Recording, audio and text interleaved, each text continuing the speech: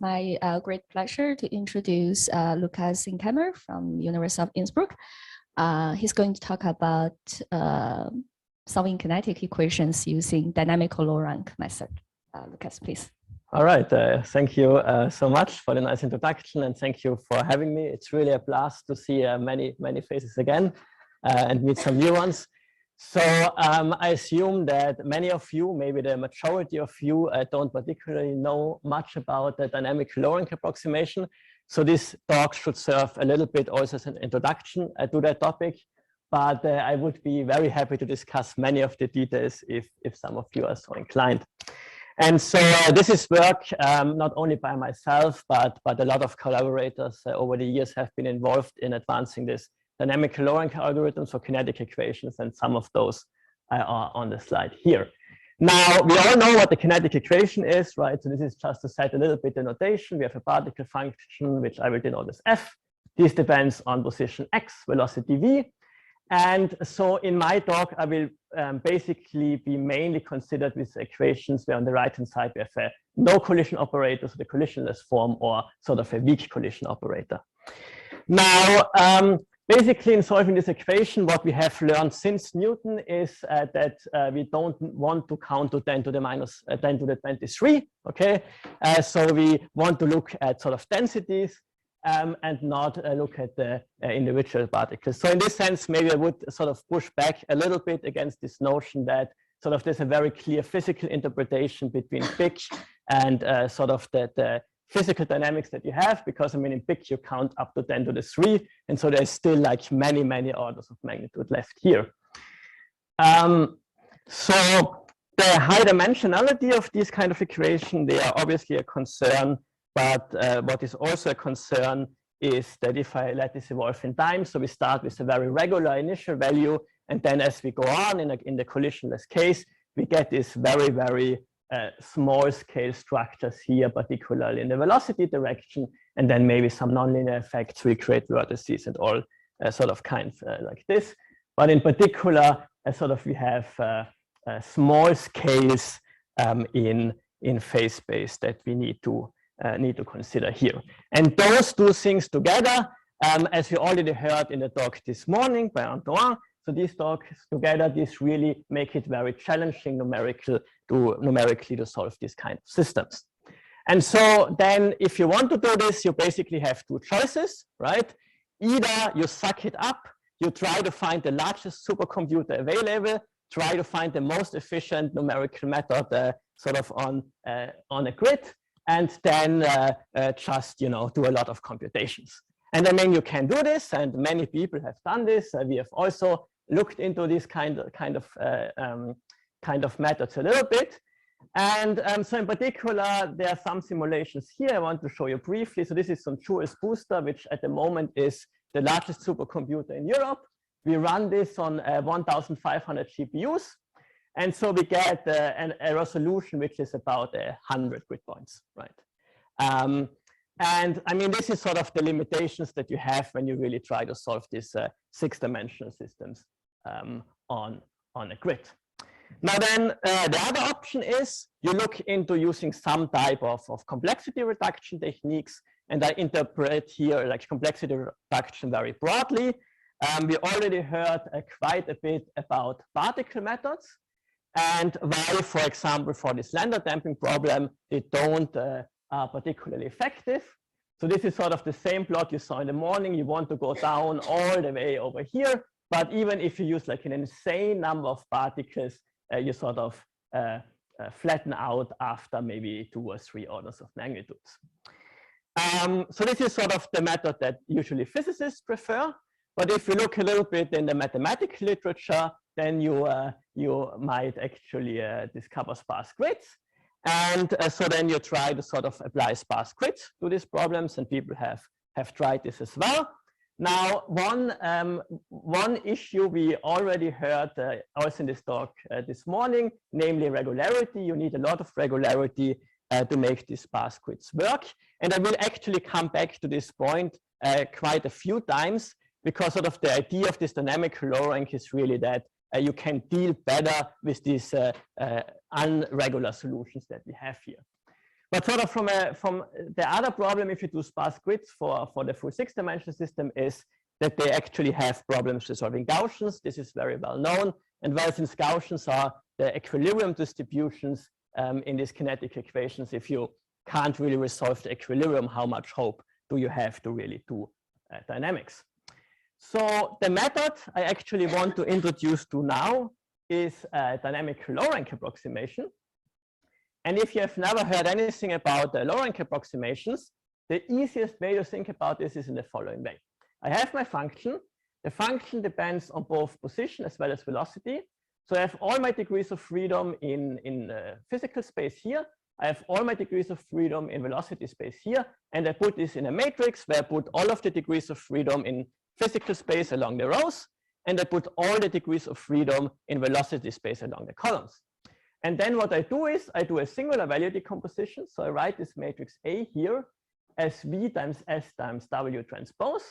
And so this V and W are basically long but skinny matrices, and then you have sort of this coupling factor in between. And now if the rank of this matrix is small, so if I can choose this R small, then it might actually make more sense to only store these low rank factors here and never assemble the full matrix. Now, in a practical application, it's very rare that you have exactly rank 5 or exactly rank 10. But what you often will be able to do is to approximate the dynamics of the full system using a relatively small rank. And this is really what we are after here. Now, we will look at this in a slightly different context, namely in a continuous setting. So we take this function again, where we now have position space, velocity space, and we will write this in a very similar way. So we have here some low rank factors, capital X, which only depend on small x. Some basis functions, capital V, which only depend on small v, and then this coupling factor in between. And very similar to the singular value decomposition, so the representation that you see on top of the slide, very similar to that, you have also orthogonality constraints here.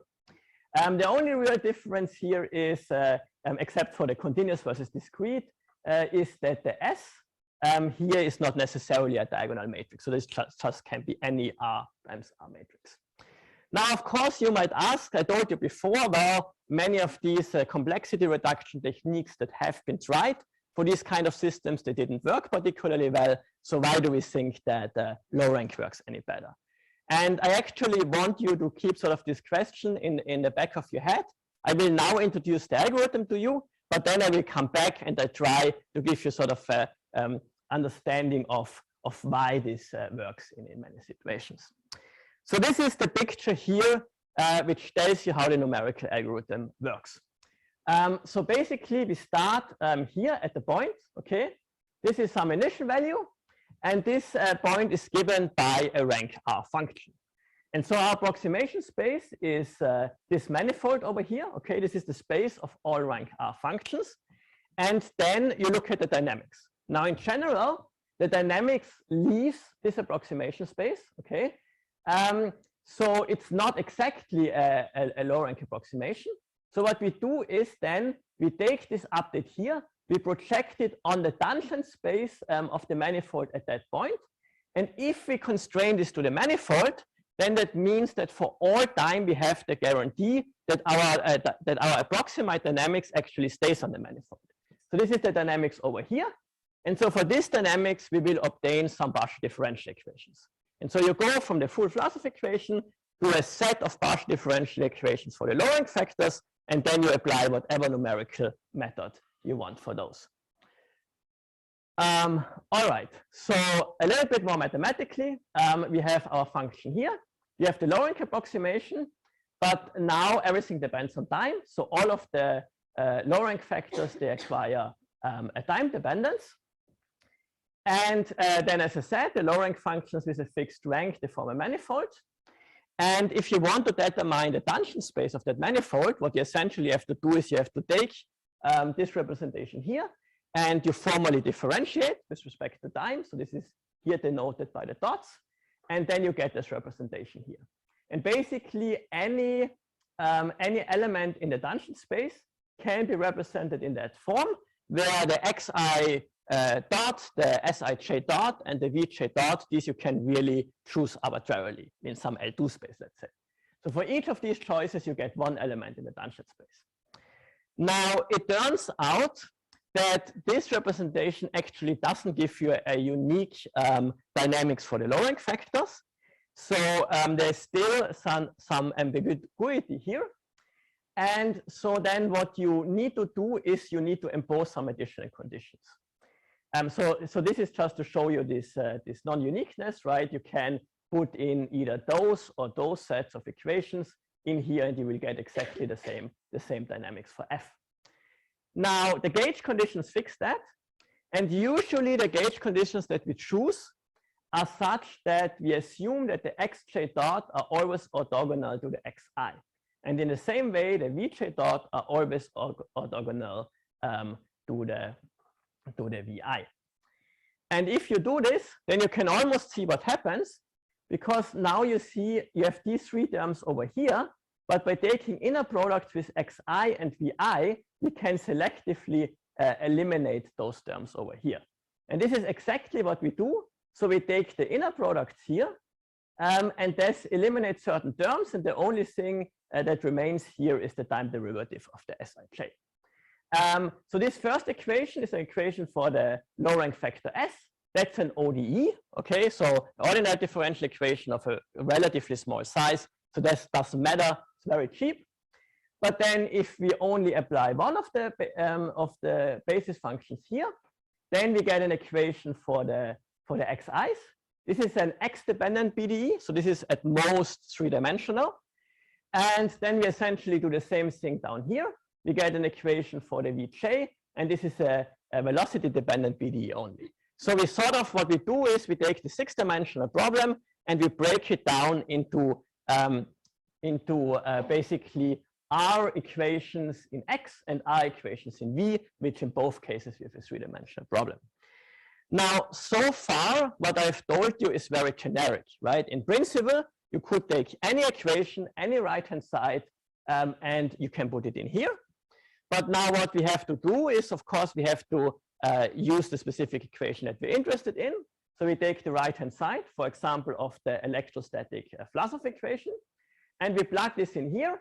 And then the structure of this equation has to be somehow compatible in the sense that we can compute this easily, right? And by easily, I mean usually that we can put this in an analytic form such that when we do the numerics, it's relatively cheap to compute this. So I only will show you this for one of the terms. So I will show you this for the second equation here.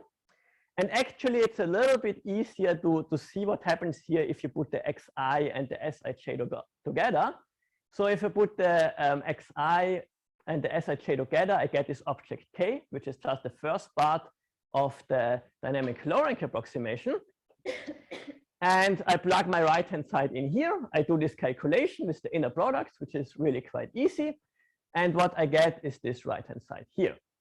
So you see that the equation that we obtain here changes a bit, right? So we pick up this inhomogeneity, and we have this these coefficients here. And the coefficients, they are sort of quite important, because what they do is they basically tell us how this whole thing depends on velocity space. So we average in some sense over certain objects in velocity space. And this then gives us the coefficients which stay constant for each time step. This gives us the coefficient in here. And then once we have the coefficient, the only thing that we need to do is to solve this BDE. And you can essentially use any method that you like here. And I think this is really a strength of this method, because we did a lot of work in similar constant schemes and spectral schemes and many other schemes. And the equations are not exactly the same, but the equations sort of share structure, and often you can use many of the ideas that have been developed over many years as well for these equations. So basically what this gives us, so I already told you about the flexibility in time and space discretization. But of course, the main point here is really that in terms of memory usage, we go down from something which is n to the power of 6 to something which is r times n to the power of 3. All right, so let's come to the question, but does it actually work? I mean, we have an algorithm, we have an efficient algorithm, we can implement it, but if you need to choose the rank R as 100,000, this is not going to work, right? So do we actually get a good approximation? And so let's start with some numerical results, and let us go back to our most favorite example for the day, I think, namely the linear lambda damping. And so what you see here is basically the analytic result. So this decay along this green line we would expect. And now I run the simulation twice with R5 and R equals to 10. And you can see, I mean, even with R equals to 5, you go down basically to machine precision, right? So in contrast to the particle methods, even a very, very small rank here is really sufficient in order to resolve the dynamics associated with lambda damping. Now, if you think that's too easy, maybe let's look at the related, but still a little bit more difficult example. So what we have here is a plasma echo. What happens is we perturb the plasma here. This perturbation gets damped away by lambda damping. We perturb with a different wave vector here. This gets damped away also by lambda damping. But it's still a fully hyperbolic system. So all of the information of these two perturbations, they are still there in phase space, right? And so what happens at some time is that we get constructive interference. And at that time, we get at least part of the perturbations back. So we have this primary echo here, and we have this secondary echo over there. And this is actually an example where you, if you want to solve this on a grid, you really need a lot of grid points in order to make this work, in order really to recover this echo. So for example, in the velocity direction here, we need to take about 4,000 grid points for each of the directions.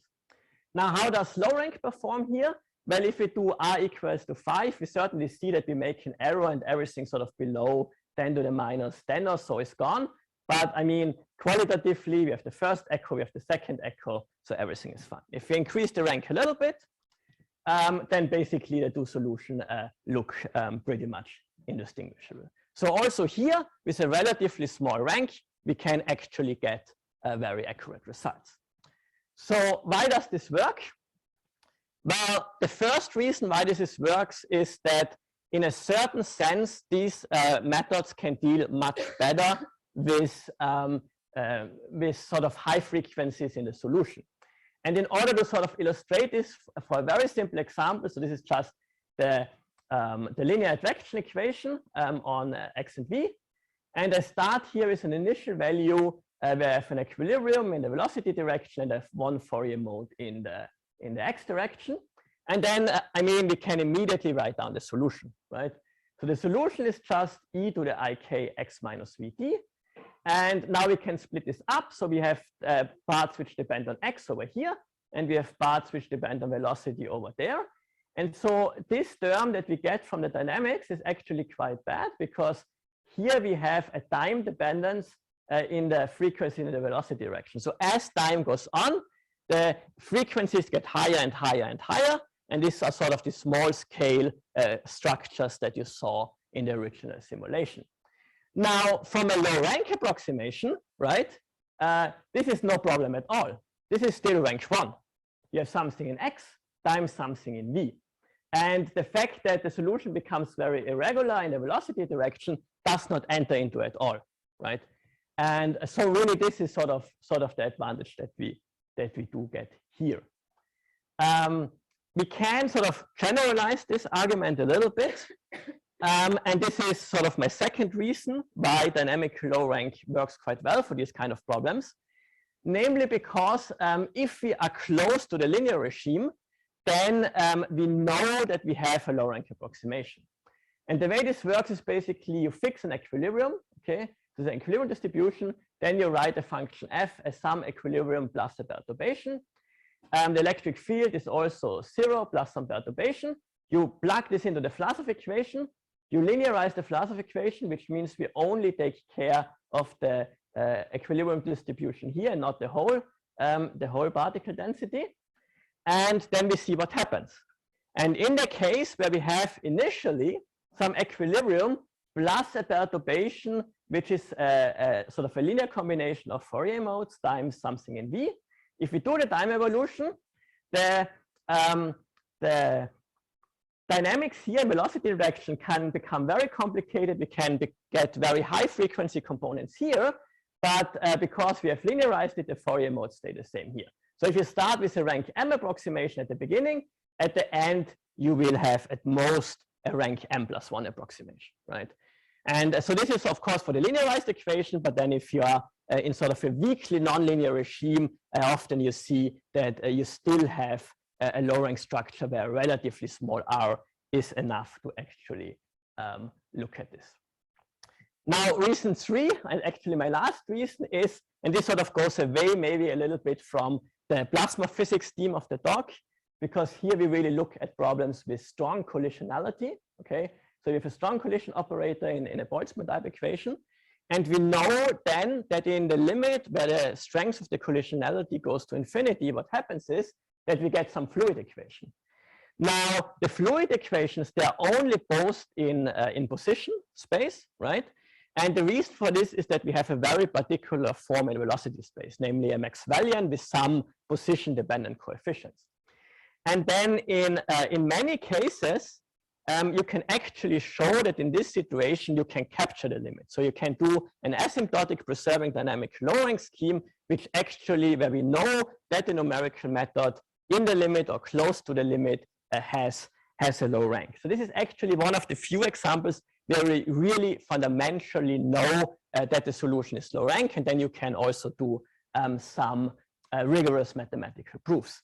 Now, sometimes you have to play a little bit with this because in some situations it's a bit more tricky to sort of elucidate that low rank structure, but generally this works. All of this being said, in general, I would say we don't yet have a very good understanding of in which cases we really do have a low rank structure. We have some examples, okay, where we know that this low rank structure exists, but especially for strong nonlinearities, this is sort of completely open. And I mean, even fundamentally from an analysis of PDE point of view, it's completely open. So we don't even know that the exact solution has these properties. And of course, if you don't know that, then it's very difficult to show that your numerical scheme does what it's supposed to do, right? Because you just don't have the fundamentals for that. All right, so let me now get to sort of the application I promised in the title of my talk. So this is about Alfvén waves. So in Alfvén waves, we add a little bit more complication to this electrostatic Vlasov equation. Namely, what we have here is a system where we have a strong magnetic field. And then what happens in this strong magnetic field is that electrons and ions, they sort of move in spirals along the magnetic field lines. And this can be a very rapid motion, okay? And this kind of sort of where you have strong magnetic fields, this is really important in fusion applications, like I have indicated here, where we use these strong fields in order to contain the plasma so that it doesn't touch the wall, right? So that would be bad. So in this case, we usually use a slightly different formulation. This is gyrokinetics or some variant of it. And so what gyrokinetic basically does is it averages over this motion here. This has sort of two advantages. The first advantage is that we can reduce the 6-dimensional problem either to a 5 or in some simplified cases also a 4-dimensional problem. And the second point is that it removes the extremely fast gyro motion from this model, which then for the time integrator, for example, can cause significant issues. And yeah, I mean, this Alfvén waves in particular, what we look at here, shear Alfvén waves are basically a wave which propagates parallel to the magnetic field. And I mean, you can measure those both in fusion reactors, so in tokamaks, like I show here, but also sort of if you want to study space weather phenomenon, Alfvén waves appear, and there's an active NASA mission for that. Now, the model is a little bit different, but I think even if you have not seen this type of model before, it should be fairly easy to understand. You have a distribution function which depends now on x, y, z, And we only take, in this model, we only take the velocity parallel to the magnetic field into account. So this is where we suppose that the kinetic effects are. And if you then write down the equation, what you get is an advection term in the velocity and the z direction as we had before. And you also have this acceleration term that we had before, where we have this in the velocity direction. But now, in addition to only having the electric field, we also have this a magnetic field which comes from the vector potential. And so the idea here essentially, I mean, the equations that we use to determine the electric potential and the vector potential, they are still Poisson equations, but they only interact in the plane orthogonal to the magnetic field, right? And this is sort of a very important physical concept here, because in this system, what happens is that the scales of the dynamic perpendicular to the magnetic field and parallel to the magnetic field, they in some sense are weakly coupled only. And okay, then we have a lot of physical parameters, which for this talk we don't really need to know too much about. Now, how would we apply a dynamic lowering approximation to that?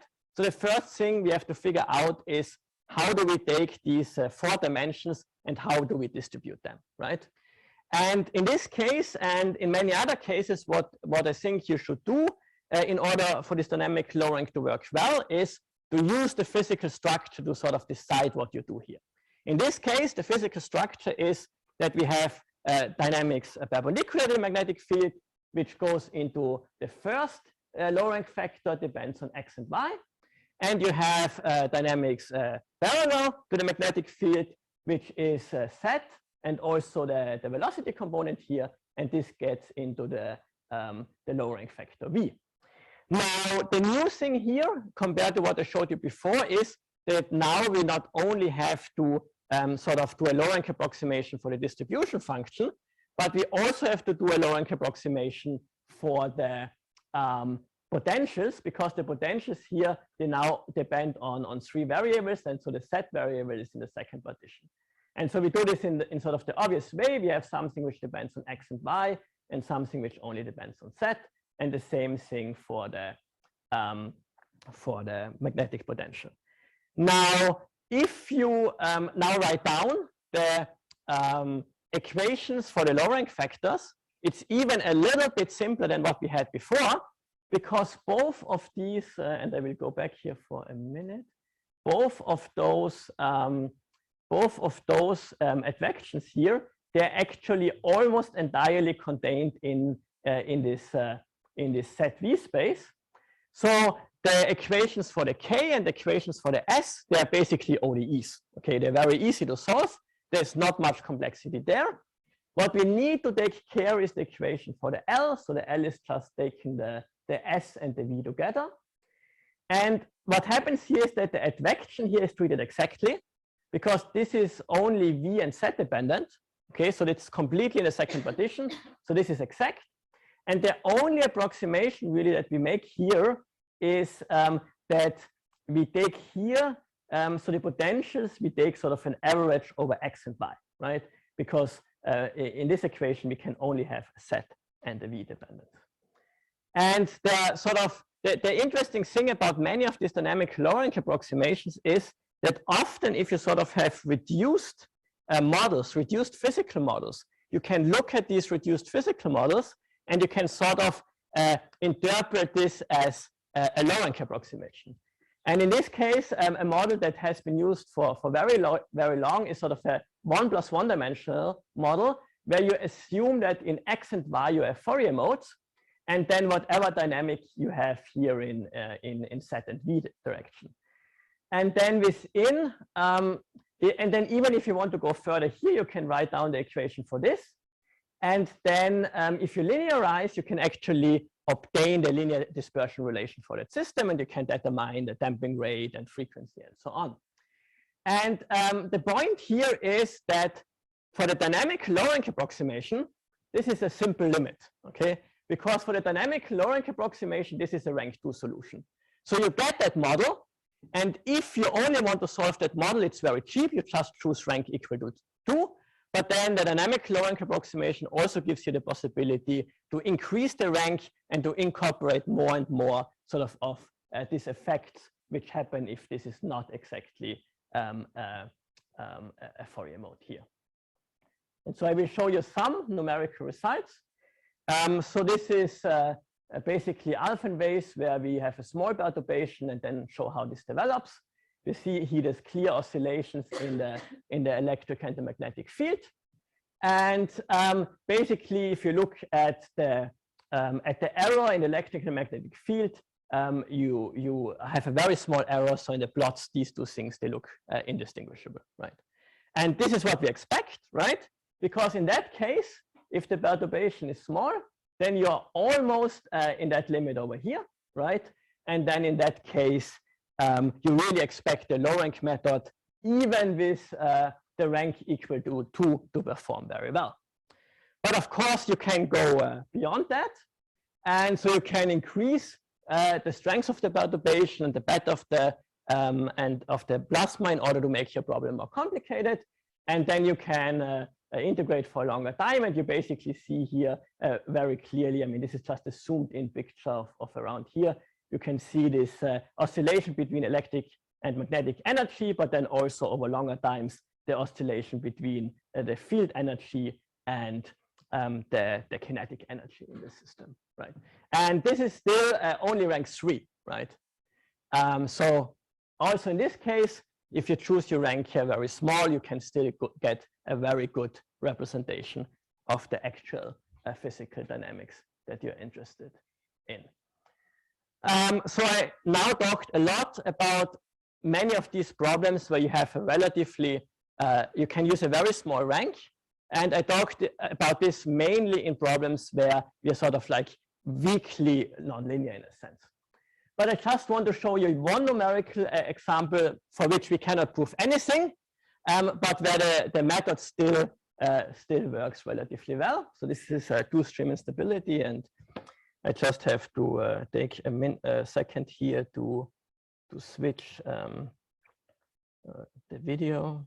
Okay, right. So what you see on the left is rank 10, and what you see on the right is a rank 20 solution.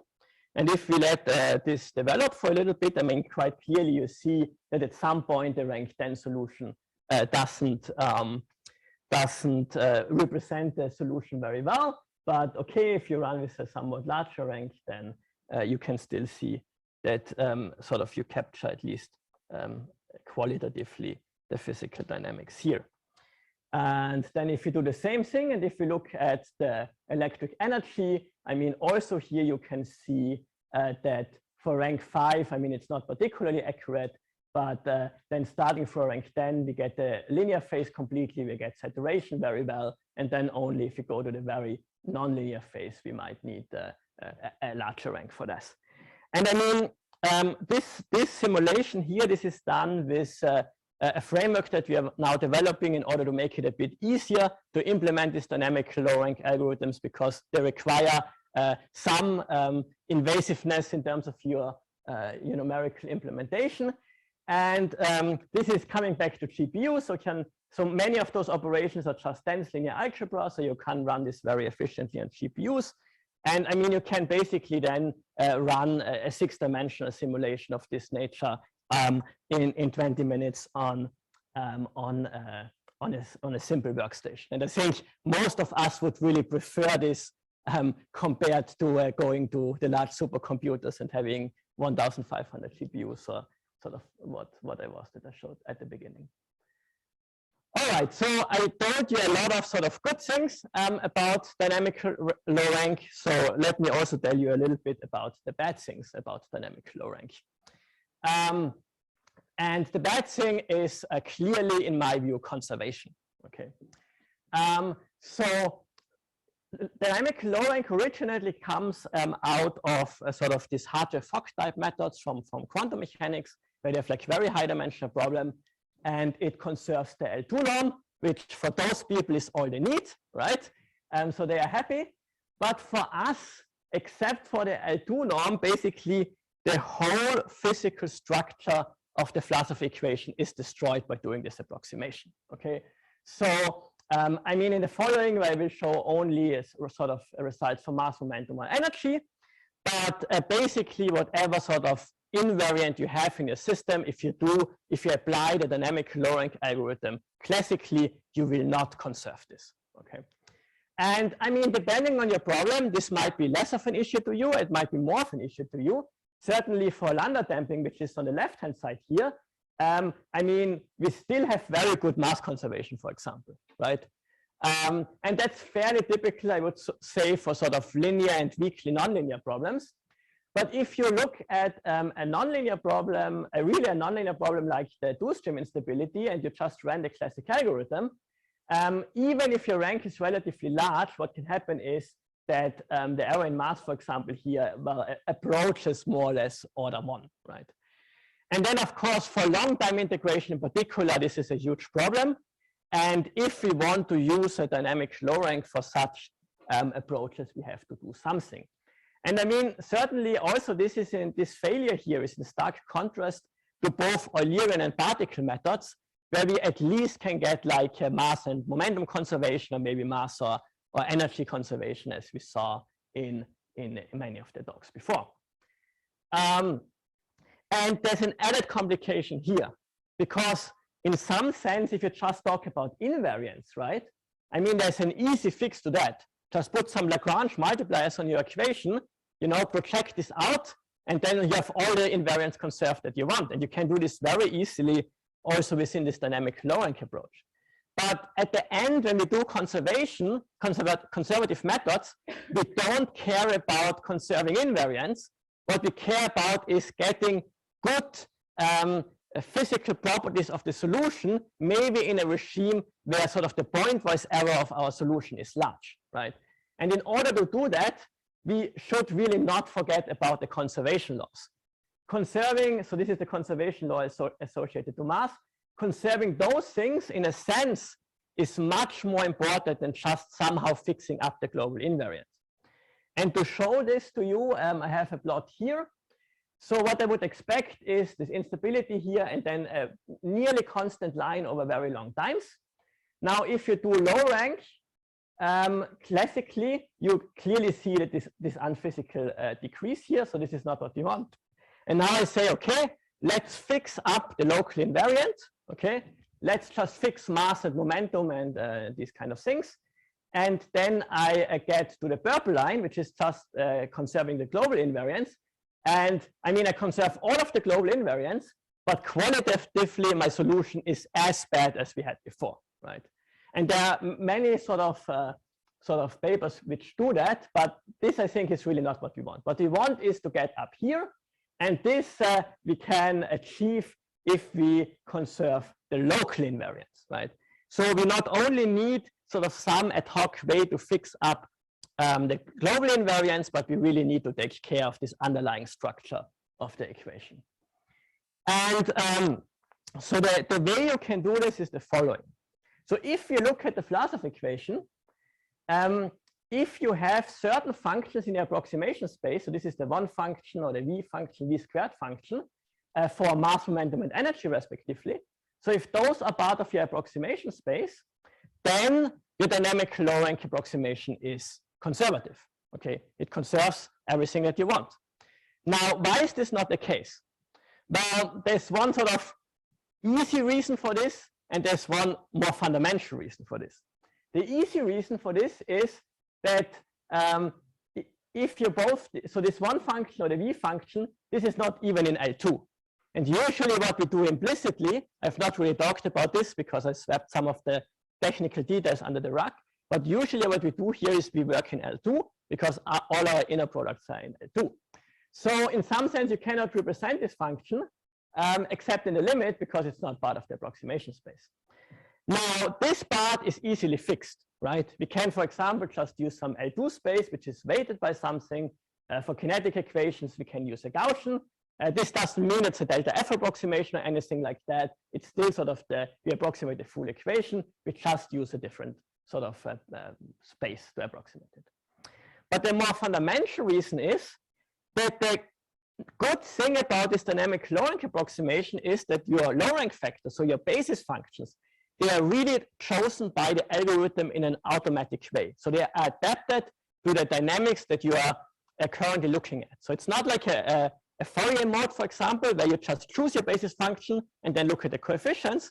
Here, really, the basis functions are changed as you evolve this in time. But in order to do this, they satisfy some Galerkin condition. And so the basis function changes as time evolves, and they will pick some best approximation in a certain L2 space. But that approximation does not necessarily contain those functions over here. And in addition to that, you really have to respect the orthogonality between these basis functions, because otherwise the whole algorithm breaks down. So what you can do, however, is you can keep some basis functions fixed. Okay, so we just take the first m basis functions and fix them, basically to those functions over here. And then you have some basis functions that are determined by the algorithm. The tricky thing then is to put these two things together, because those functions over here, they still need to be orthogonal to these functions over there. And so what you need to do is you need to impose some dynamics which actually respects that.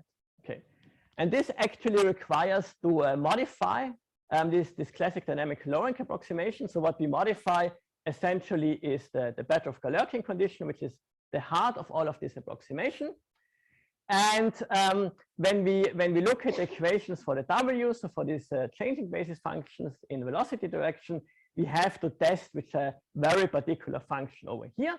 And then we get some partial differential equation.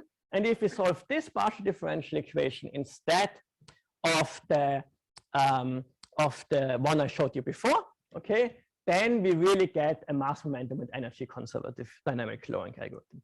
So this result is still in a continuous setting. Now, of course, if you want to have mass momentum energy conservation on the discrete level, then you need to supplement this with an appropriate time and space discretization. But in this case, we can then go back to many of the techniques that have been developed. And I mean, there was already 2 talks about this today. So you have to do something good here, but the techniques for that basically do exist. And so just to show you that this works numerically, so the way to read these plots is the following. We have the mass error over here, and M0, 1, 2, and 3 is I add nothing. So this is the classical algorithm. I add 1 basis function, I add 2, and I add 3. So here I add whatever I need for mass conservation, here I add whatever I need for momentum conservation, and here I add whatever I need for energy conservation. And then you see you make some error in mass, but as soon as you add the basis functions, you're down to machine precision, right? Here, momentum error, same thing. If you have a classic algorithm, or if you only fix mass, you are somewhere up here. As soon as you add the relevant function for momentum conservation, you're down to machine precision. And then for energy conservation, it's a little bit more complicated, because what we do here is we basically use some explicit time integrator, right? So we get mass and momentum conservation, but we don't get energy conservation. We are not exactly down to machine precision, but certainly even if you take like a very small time step size, then our error in energy, it's reduced first of all, but then the error in energy also is clearly limited here by the time integration error, right? And I mean, that's a very easy method here. This is basically a sort of a conservative Euler scheme, but you could do many more things here, including something which is truly energy conservative. All right, so this brings me to the end. So thank you all, and if there are any questions.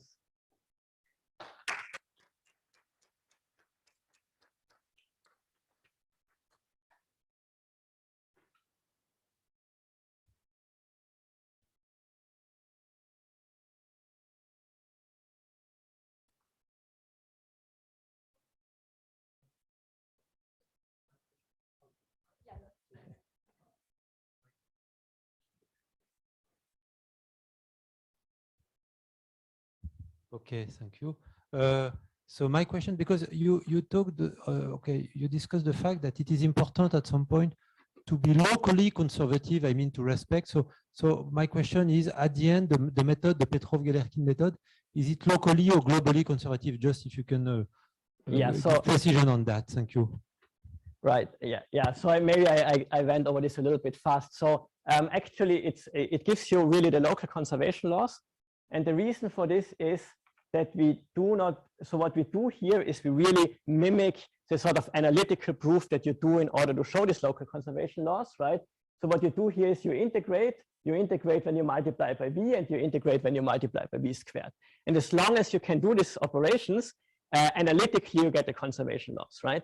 And now, if this also works for our approximation space, so if we can add these functions, then you can do exactly the same thing for the dynamic low rank approximation.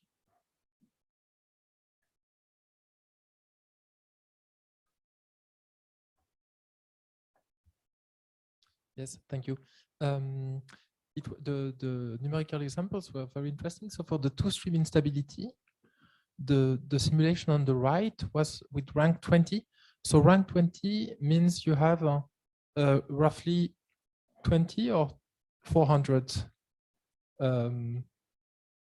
functions in the approximation. So you have 20. So basically, if you do, if you run it with rank 20, then you have. So let me go back here. No, very beginning maybe. Right. So you have 20 of those which are three-dimensional, and you have 20 of those which are three-dimensional. So in a sense, you have 40 three-dimensional functions. Right? Okay. And did you try to plot them to see what they look like? Right. I mean, I don't have it here, but I can show you if you want. Right. So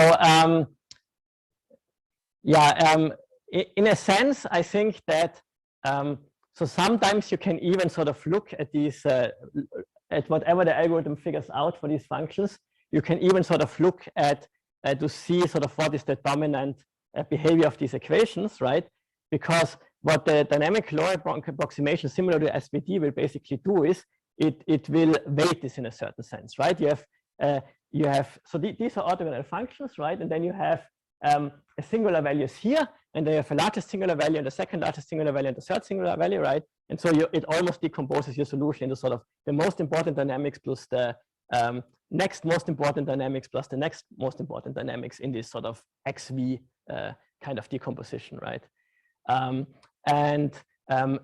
of the time, I think this sort of gives you what you would expect, right? In the sense that if you sort of have like a problem which is close to equilibrium, you will basically, the first basis functions will be the equilibrium more or less, and then you have perturbations, right?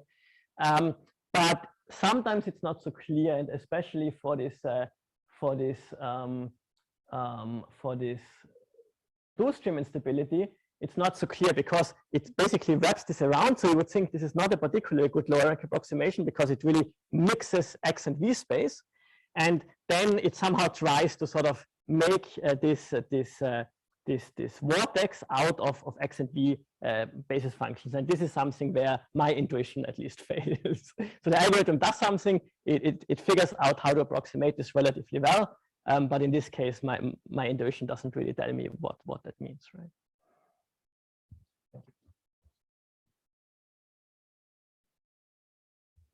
Thank you very much. Are there any simple cases where people have been able to derive error estimates based on how it scales with rank, or nothing at all, not a single equation?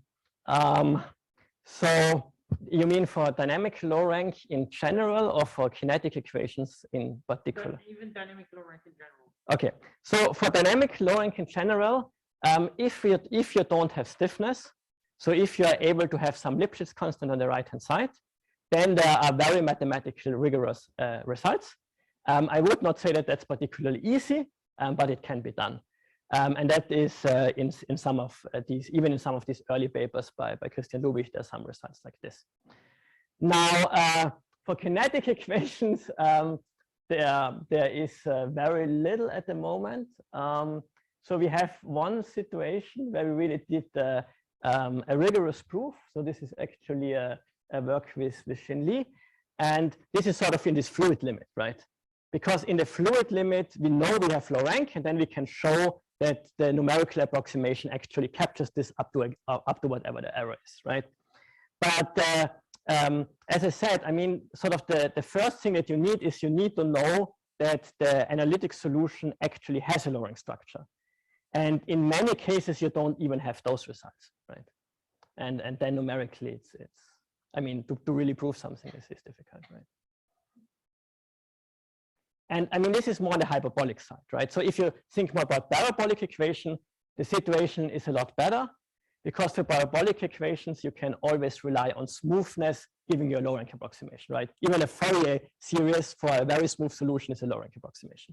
But that's not exactly what we want to do here, right? And we can't really rely on smoothness here anyway. But it seems for the exact solution, it seems like it depends a lot on the boundary conditions. Not even oh yeah, boundary conditions, initial value. Sure. Yeah. Wave equation is low rank, but sure. I think it's, and I mean, right. And I mean, that's why sort of the results, even in like in the linearized theory I showed you, right, they are for specific problem, right? And I think this you really need, because I mean, if you just use an initial value, which has, you know, rank 100,000, okay, you can show that maybe you can try to show that your numerical solution captures a rank 100,000, but practically that's not very interesting, right?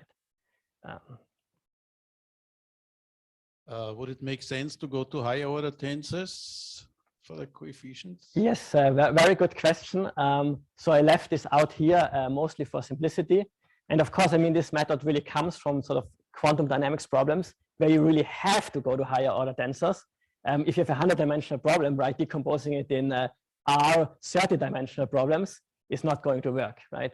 Now, for which problem that's effective, this is another question, right? And I think what sort of I try to show here, that you decompose it in X and V, this is sort of broadly applicable in a way that this works for sort of many problems in kinetic theory, right? But there are certainly also others whereby doing this either in a hierarchical way, using density compositions would work, right? So for example, if you have something that is close to equilibrium, maybe you can in velocity direction do this additional decomposition. If you know that you have not a very complex structure in space, maybe you can do this in space, right? But whether this is more efficient than sort of the broader method I described here depends a lot on the problem that you're trying to solve. But I mean, you can do it, absolutely. Okay, any further questions? If not, let's thank Lukas again for the lecture. So I think this concludes all the talks for today, and we have one reception and the poster session outside.